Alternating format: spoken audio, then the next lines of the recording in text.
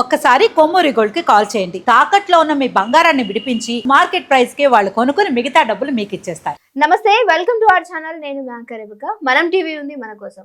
ఏదైతే ఇప్పుడు మనకి యుద్ధాలు జరుగుతున్నాయో ఇజ్రాయెల్ ఇంకా ఇరాన్ కి మధ్యలో, సో అక్కడ ఉన్నటువంటి మన తెలుగు వాళ్ళు ఏ విధంగా ఇబ్బంది పడుతూ ఉన్నారు, సో గల్ఫ్ కంట్రీస్ మీద పడుతున్నటువంటి ఏవైతే బాంబ్స్ ఉన్నాయో, ఈ మిసైల్స్ ఏవైతే వదులుతూ ఉన్నారో దాని ద్వారా అక్కడే జనాలు ఎంత ఇబ్బంది పడుతూ ఉన్నారు. సో బయటకి రావడానికి కానీ అక్కడ ఉన్నటువంటి ఏదైతే పరిస్థితుల వల్ల ఏ విధమైనటువంటి ఎఫెక్ట్ వాళ్ళకు ఉన్నది, ఫుడ్ తినడానికి కూడా ఇబ్బందిగా ఉంది అని చెప్పి, సో మనం టీవీని ఒక ఆవిడ ఆశ్రయించడం జరిగింది. సో ఆవిడ ఇప్పుడు మనతో పాటు లైవ్ కాల్లోకి వస్తున్నారు. అక్కడ పరిస్థితి ఏ విధంగా ఉంది అని చెప్పేసి చెప్పడానికి. సో ఆవిడ మనం లైన్ లోకి తీసుకుందాం. మీ పేరు? కవిత.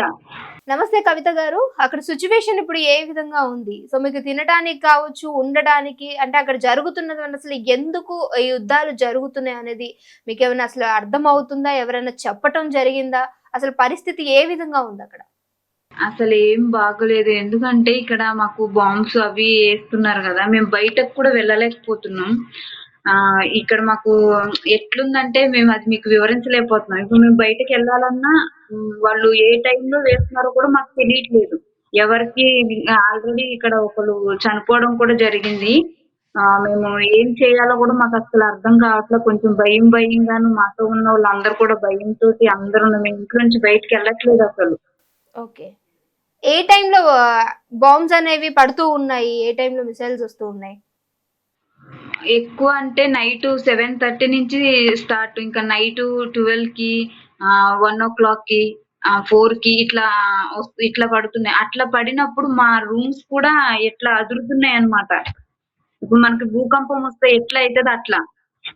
మాకు నిద్ర ఉండట్లేదు సరిగ్గా, మేము తినడానికి కూడా మాకు అవ్వట్లేదు. అట్లుంది మా పరిస్థితి ఇక్కడ. సో అంటే ఫుడ్ ఎలా, అంటే బయటకు వెళ్ళడానికి అవకాశం లేదు అంటున్నారు. మరి ఫుడ్ కి సంబంధించి మీకు ఏ విధంగా ఫుడ్ అందుతుంది అక్కడ? మాకు టైమింగ్స్ ఉంటాయి అన్నమాట. ఈ టైంలో వెళ్ళి తెచ్చుకోవాలి. ఆ టయానికి కూడా భయంతో మాకు మా డ్రైవర్స్ ఉంటారు. ఆ టైంలో వెళ్ళి తీసుకురావడానికి కూడా భయమే మాకు. మేము ఒక రోజు తీసుకొస్తే నెక్స్ట్ రోజు తీసుకురాలేము. అన్ని మాకు షాప్స్ బంద్ ఉంటాయి. అందులోకి ఇప్పుడు రమదాన్ కదా, ఈ రమదాన్ లో కూడా ఇంకా చాలా క్రిటికల్ గా ఉంది ఇక్కడ సిచ్యువేషన్. ఎయిర్పోర్ట్స్ అన్ని క్లోజ్ చేసేసారు. ఎయిర్పోర్ట్స్ ఉంటే కనుక ఏమో దేవుడి దయ వల్ల మమ్మల్ని ఇంటికి పంపిస్తే బాగుండు అనిపిస్తుంది మాకైతే. సో కవిత గారు, మరి మీకు పిల్లలు ఎవరైనా ఉన్నారా? మీ ఇంటి నుంచి ఫోన్స్ వస్తున్నాయా? ఇక్కడ ప్రాణాలే ఎప్పుడు పోతాయో తెలియదు. ఇంకా మేము ఫుడ్ విషయంలో మేము అంత పట్టించుకోవట్లేదు కూడా. Okay okay. కవిత గారు, మీకు పిల్లలు ఎవరైనా ఉన్నారా? అంటే ఇంటి నుంచి ఫోన్స్ వస్తున్నాయా? ఎందుకనంటే ఇక్కడ హైదరాబాద్ లో మాకు తెలుస్తుంది అక్కడ సిచ్యువేషన్ ఏ విధంగా ఉంది అని చూసే మాకే చాలా భయం వేస్తుంది. సో మరి మీ ఇంటి నుంచి కాల్స్ వస్తున్నాయా? మీ పిల్లలు, మీ ఫ్యామిలీ మెంబర్స్ ఏ విధంగా రియాక్ట్ అవుతున్నారు? అసలు మీకు ఎలా అనిపిస్తుంది అక్కడ ఉన్నటువంటి సంఘటన అంతా చూస్తూ ఉంటే? ఉన్న 2 పిల్లలు, పాప బాబు, వాళ్ళు ఫోన్ చేసి ఏడుస్తున్నారు. మేమేం చేయాలి? చిన్న పిల్లలు కదా, చెప్తున్నాం ఏం కాదు అని వాళ్ళకైతే చెప్తున్నాం. మా మమ్మీ అయితే మస్తు ఏడుస్తున్నారు, పిల్లలు ఏడుస్తున్నారు. కానీ మేము ఏం చేయలేము. మాకు ఇప్పుడు ఎయిర్పోర్ట్స్ కూడా క్లోజ్ ఉన్నాయి కదా. ఓపెన్ లో ఉంటే ఓకే, మేము రాగలుగుతాము ఏదో ఒకటి చేసి. కానీ అన్ని క్లోజ్ లో ఉన్నాయి కాబట్టి మేము ఏం చేయలేము. మేము ఈ రోజు మాట్లాడామా మళ్ళీ మేము నెక్స్ట్ డే మాట్లాడడానికి అవ్వదు. ఎందుకంటే ఇక్కడ సిగ్నల్స్ కూడా సరిగ్గా ఉండట్లేదు వీటి వల్ల. ఓకే.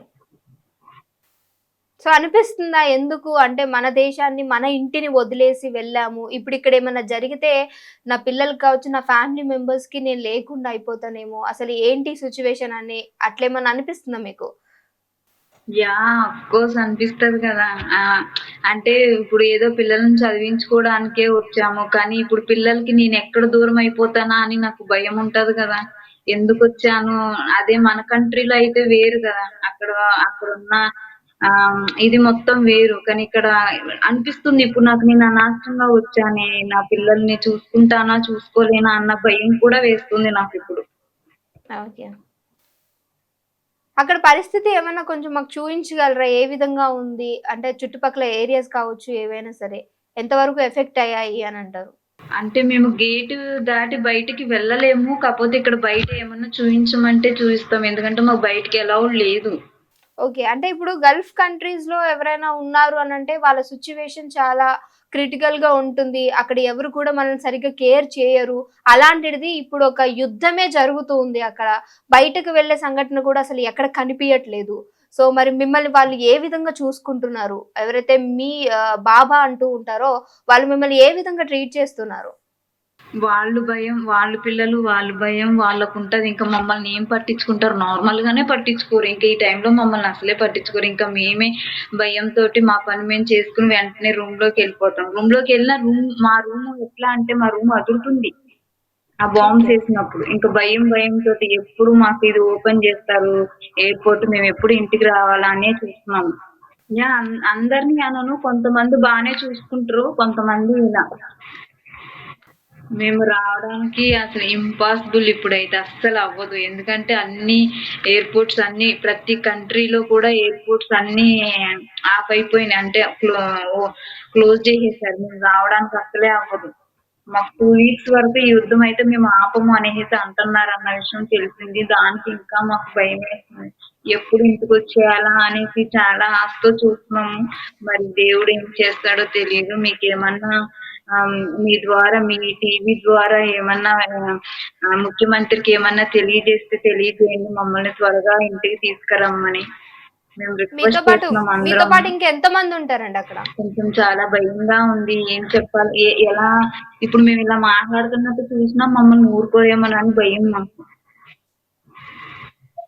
మీ దగ్గరలో ఏమన్నా బాంబ్స్ మిసైల్స్ పడినట్టు ఏమన్నా నాతో పాటు సూచనలున్నాయా? ఇంకిద్దరున్నారు.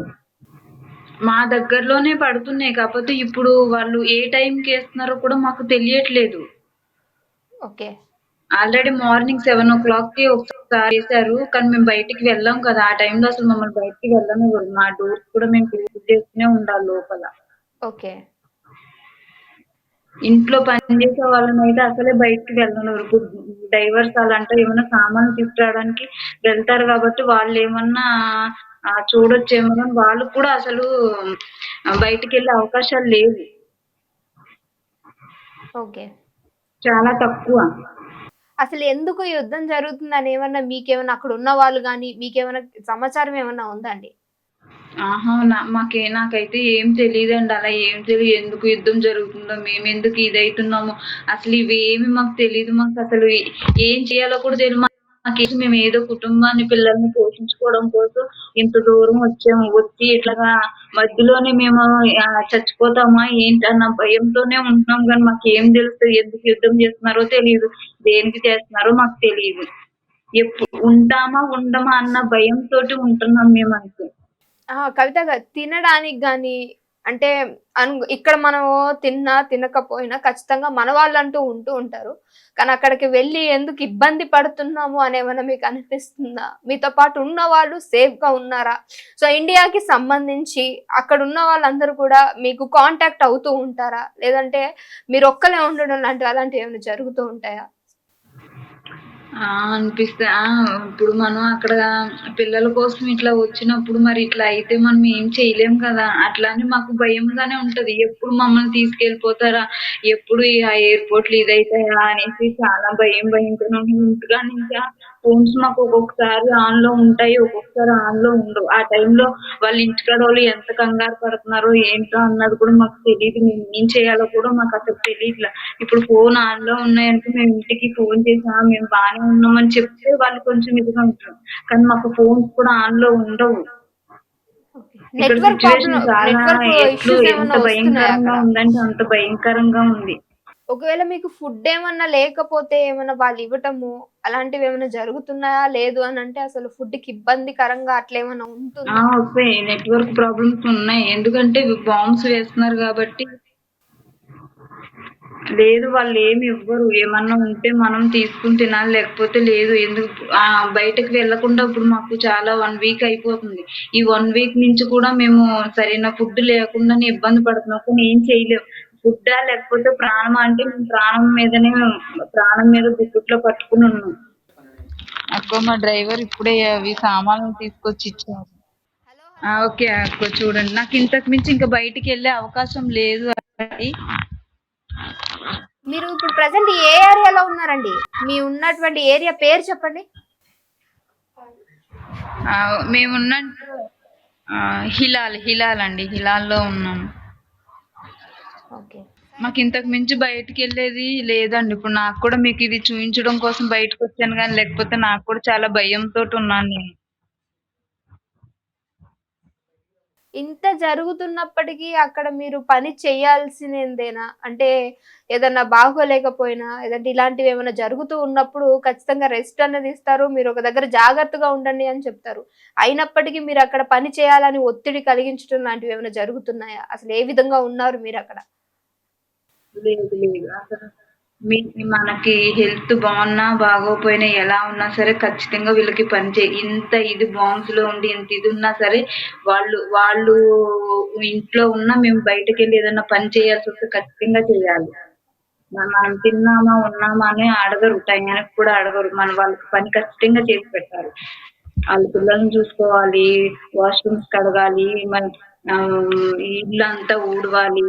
వాళ్ళకేమన్నా కావాలంటే చేసి పెట్టాలి. మనకు అట్లాంటి రెస్ట్ అట్లేమి ఇవ్వరు. ఓకే. కవిత గారు, మరి అక్కడి నుంచి మీరు ఇక్కడ ప్రభుత్వాన్ని గాని, లేదు అనంటే అటు నుంచి మమ్మల్ని తీసుకురమ్మండని ఏమన్నా మీరు మా మీడియా ద్వారా అడగాలి అనుకుంటున్నారా? అసలు మీరు ఏమి ఇప్పుడు అంటే మీరు మమ్మల్ని అడిగారు, కాంటాక్ట్ ఒక్కసారి నన్ను లైవ్‌లో తీసుకోండి. ఇక్కడున్న పరిస్థితి నేను చెప్పాలి అనుకుంటున్నానని. అసలు మీరు ఏం ఆశిస్తున్నారు? మీకేం కావాలండి? మీ వీడియో ద్వారా నేను ఒక్కటే కోరుకుంటున్నాను. ఎవరైతే ముఖ్యమంత్రి గారు చంద్రబాబు నాయుడు గారు ఉన్నారో వాళ్ళని నేను అడుగుతున్నాను. ప్లీజ్ రిక్వెస్ట్, ప్లీజ్ మమ్మల్ని ఈ ఎయిర్‌పోర్ట్‌లు ఓపెన్ చేసి మమ్మల్ని జల్దీ తొందరగా తీసుకెళ్ళమని నేను మిమ్మల్ని రిక్వెస్ట్ చేస్తున్నాను. నాతో పాటు ఇంకా చాలా మంది ఉన్నారు. వాళ్ళందరూ ఇంకా చాలా ఏడుస్తున్నారు. త్వరగా ఇంటికెళ్ళిపోవాలని చెప్పేసి ఏడుస్తున్నారు. ప్లీజ్ అండి, మీకు నేను చాలా రుణపడి ఉంటాను నన్ను ఇక్కడ తీసుకెళ్ళి నా ఫ్యామిలీలో గనక నన్ను కలిపితే. ఓకే. ఓకే కవిత గారు. సో, చాలా థ్యాంక్స్ అండి రిబ్కా గారు. నేను మీకు ఫోన్ చేయంగానే మీరు నాకు రెస్పాన్స్ అయ్యి నా బాధను విన్నందుకు. ఓకే. థ్యాంక్ యూ అండి. ఖచ్చితంగా సేఫ్‌గానే ఉంటారు. అక్కడి నుంచి మిమ్మల్ని తీసుకొచ్చే విధంగా ఏదైనా ఉంటే మాత్రం మన గవర్నమెంట్ డెఫినిట్‌గా పనిచేస్తుంది. అండ్ అలానే మనం టీవీ ఎవరికైనా సరే బాధ ఉందంటే డెఫినిట్‌గా ముందుకొస్తుంది. సో, అక్కడ ఉన్నటువంటి మీ బాధ అసలు మీరు ఏ విధంగా ఉన్నారని మనం టీవీతో పంచుకున్నందుకు ఖచ్చితంగా మీకు ధన్యవాదాలండి. మీరు సేఫ్‌గా ఉండండి. మన గవర్నమెంట్ ఖచ్చితంగా ఈ వీడియో అక్కడి వరకు వెళ్ళడానికి మేము డెఫినిట్‌గా వర్క్ చేస్తాము. థ్యాంక్ యూ అండి కవిత గారు. లేదండి, మీకే చాలా థ్యాంక్స్ చెప్పాలి. చాలా థ్యాంక్స్ అండి. నేను మీకు చాలా థ్యాంక్స్ చెప్పాలి. మీ ఛానల్ ఇంత త్వరగా నాకు ఆన్సర్ ఇస్తారని నేను నిజంగా అనుకోలేదు. చాలా థ్యాంక్స్ అండి. మీకు మీ వీడియోకి చాలా థ్యాంక్స్ అండి. చాలా అంటే చాలా థ్యాంక్స్. థ్యాంక్ యూ అండి. మీరు సేఫ్‌గా ఉండండి.